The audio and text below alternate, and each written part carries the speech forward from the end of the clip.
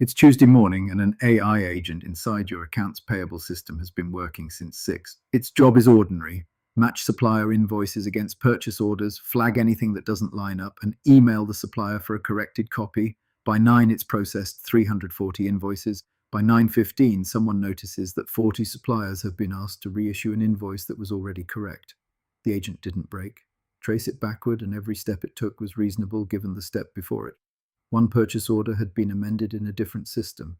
The agent read the old version, found a mismatch that wasn't real, and did exactly what it had been told to do about mismatches. Then it did it 39 more times because 39 more invoices pointed at that same purchase order. Nobody approved 40 emails. Somebody approved one rule, and the agent applied it 40 times before a human read a single one of them. That's the part the demo doesn't show you. An agent doesn't fail by giving you a wrong answer, it fails by acting on one. At speed, in your company's name before anyone's looked. So let's be precise about the word, because it's doing a lot of work in vendor decks right now. A chatbot answers. You ask, it responds, and the exchange is over. Whatever it got wrong, you're looking straight at it. An agent doesn't stop at the answer. You give it a goal instead of a question, and it runs a loop. Decide what to do it, look at what came back, decide what to do next. It keeps going until it believes it's finished. 3 things make that loop possible, and each one is where a project goes wrong. It needs tools, live connections to real systems, your ERP, your email, your ticketing system, your CRM. Without tools and I can only talk. With tools, it can send, update, create, and delete. It needs autonomy, permission to take the next step without asking. That's the entire point of the thing. An agent that checks with you before every action is a very expensive form. And it needs a stopping condition, a rule that tells it the work is done or that it's gone far enough and should hand back to a person. The first 2 get specified carefully. The third one usually doesn't get specified at all. It gets assumed. Here's what happens when that loop runs with no person inside it. There are 4 modes, they're distinct, they need different answers, and only one of them is the one everybody worries about. 1, it finishes the job. That sounds like praise. It's the most common complaint in the data. One large consumer platform published a review of user-reported problems with its AI agents, more than 3,600 of them. The 2 categories that dominated were the agent being overeager and the agent doing something subtly different from what was asked. Each appeared in more than 43% of reports. Overeager means the agent hit an obstacle and worked around it instead of stopping. The purchase order didn't match, so it emailed the supplier. A record was missing a field, so it filled one in. A system returned an error, so it found another way to do the same thing. Every one of those is admirable behavior in a colleague and dangerous behavior in a system running 340 times an hour. A person who hits something strange gets a feeling about it. An agent that hits something strange roots around it because getting to the end of the task is the only thing it was ever scored on. 2, it compounds its own mistakes. This one is worth 30 seconds of arithmetic because it explains an argument you're going to have with a vendor. Say a single step in the loop is right 95% of the time. On a narrow, well-defined step, that's a good number, and you'd take it. But the agent doesn't take 1 step, it takes 20. And step 7 never finds out that step 4 was wrong. It reads step 4's output as established fact and builds on top of it. 95% accurate 20 times in a row is 36%. Nothing exotic is happening there. That is just what compounding does when nothing catches errors in between. Roughly 2 runs in 3 contain at least 1 wrong step, and the agent carries on confidently from whichever step it was. It's also why the vendor's accuracy number and your experience of the same system can both be honest and completely disagree. They're measuring the step, you're living with the task. 3, it acts with the permissions it was given, not the intentions it was given. I went through this properly in the episode on permissions, so here's only the part that changes once the system can act. To make an agent useful, somebody has to create credentials for it. A service account with access to finance, to the ticketing system, to email. Those credentials are almost always broader than they need to be, because narrowing them means knowing exactly what the agent will need, and nobody knows that on day 1. The limits on what it should do then live in the instructions, a paragraph of English at the top of a prompt. And a paragraph of English isn't access control, it's a preference, and the system is free to reason its way around it. Which is why the security question worth asking here isn't, can it be breached? It's, what can it reach with the access we already gave it? Ask for that list. If nobody can produce it inside a week, that's your finding, not a delay. 4. It doesn't know when it's failed. This is the one that decides how bad the other three get. Think about what success looks like from inside the loop. It called the email tool. The email tool returned a success code. Step complete, move on. The agent has no way to evaluate whether emailing 40 suppliers was the right thing to do. It can only confirm that 40 emails sent. Those are entirely different claims, and only one of them is in the logs. So the failure doesn't surface through your systems. It surfaces through a supplier calling accounts payable to ask what's going on, which means your detection time isn't measured in seconds. It's measured in how long it takes someone outside your company to get annoyed enough to pick up the phone. Now, the obvious objection, you ran a pilot, it went well, and nothing like this happened. So why should you expect any of it now? Because of what a pilot of an agent actually is. For 6 weeks, a small team watched it work. They reviewed its actions and caught the occasional odd one. Everybody agreed it was impressive, and they were right. That person doing the watching was the stopping condition.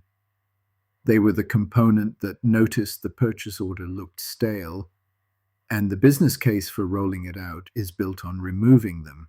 That's where the savings come from. There is no other line in the model. So the pilot validated a supervised system, and what you're deploying is an unsupervised one. Those aren't the same system, which means the pilot didn't measure the thing you're buying. There's a second reason, and it's about volume.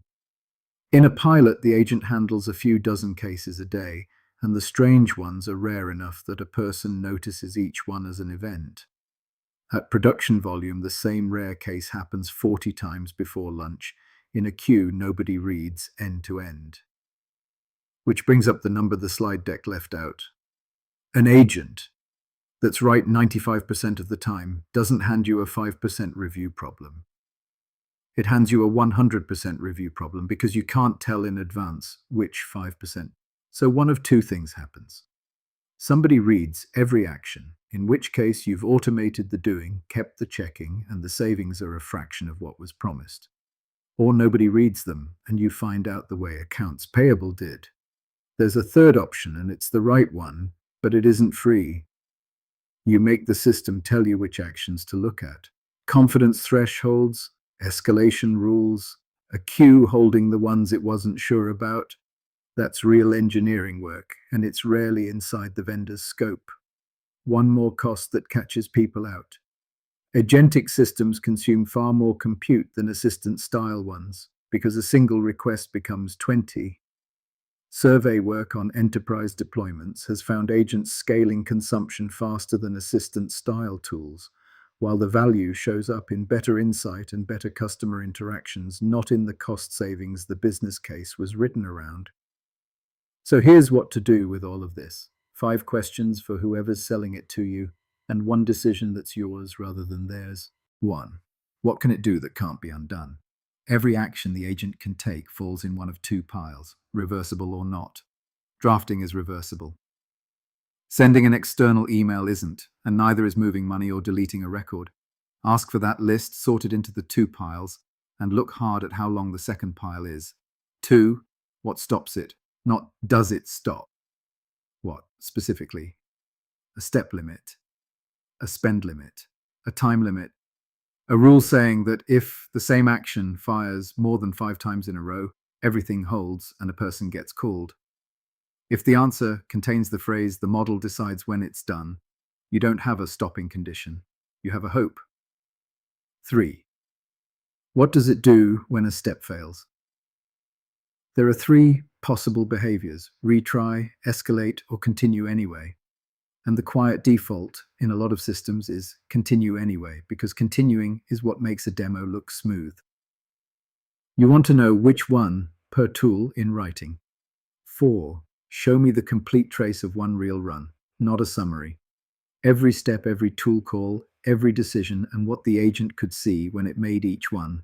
If they can't produce that live, you won't be able to reconstruct it either when something goes wrong. And "we don't know why it did that" is a very bad sentence to say to a regulator, a customer, or your own board. 5. Who's accountable for what it does? Not who owns the software. Who signs? When the agent sends 40 emails in your company's name, whose name is on that decision? The question has an answer. It usually just hasn't been written down, and the time to write it down is before the first run. And the decision that's yours, which actions this agent proposes and which ones it executes, those are allowed to be two different lists, and separating them isn't a failure of ambition.